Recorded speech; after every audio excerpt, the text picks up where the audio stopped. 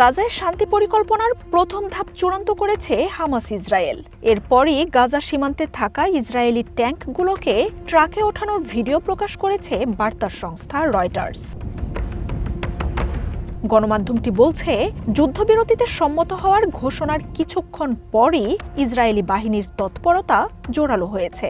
সীমান্তে অবস্থান নেয়া ট্যাঙ্কগুলোকে সরিয়ে নেওয়া হচ্ছে ট্রাকে করে, তবে সেগুলোর গন্তব্য জানানো হয়নি।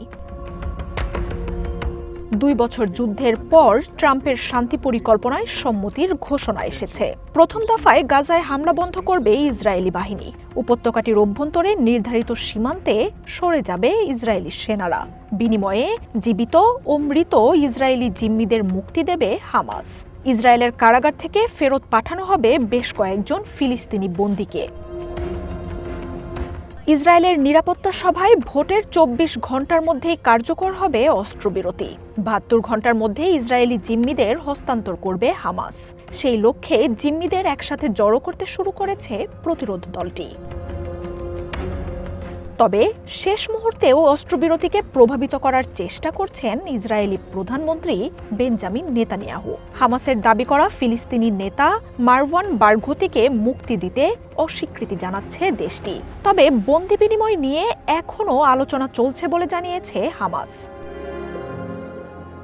বর্তমানে গাজার 365 বর্গ কিলোমিটারের মধ্যে 80% বেশি অঞ্চল নেতানিয়াহুর বাহিনীর দখলে। অস্ত্রবিরতি কার্যকরের পর গাজার 53% অঞ্চল ইসরায়েলি বাহিনীর নিয়ন্ত্রণে থাকবে। বেইত লাহিয়া, বেইত হানুন, খান ইউনিসের অনেকটা অংশ সহ ইজিপ্টের সাথে রাফাহ ক্রসিংয়ের নিয়ন্ত্রণ থাকবে নেতানিয়াহুর হাতে। গাজায় যুদ্ধবিরতি নিয়ে বার্তা দিয়েছেন রুশ প্রেসিডেন্ট ভ্লাদিমির পুতিন। ট্রাম্পের পরিকল্পিত এই যুদ্ধবিরতি টেকসই হওয়ার আশা প্রকাশ করেন তিনি। জানান, প্রয়োজনে সহায়তা দিতে প্রস্তুত রাশিয়াও। গাজা পরিস্থিতির দিকে লক্ষ্য রাখছি আমরা। উপত্যকাটির মানবাধিকার পরিস্থিতি সব সীমা পার করে গেছে। আমরা আশা করব ট্রাম্পের এই পরিকল্পনা যেন বাস্তবে পরিণত হয়।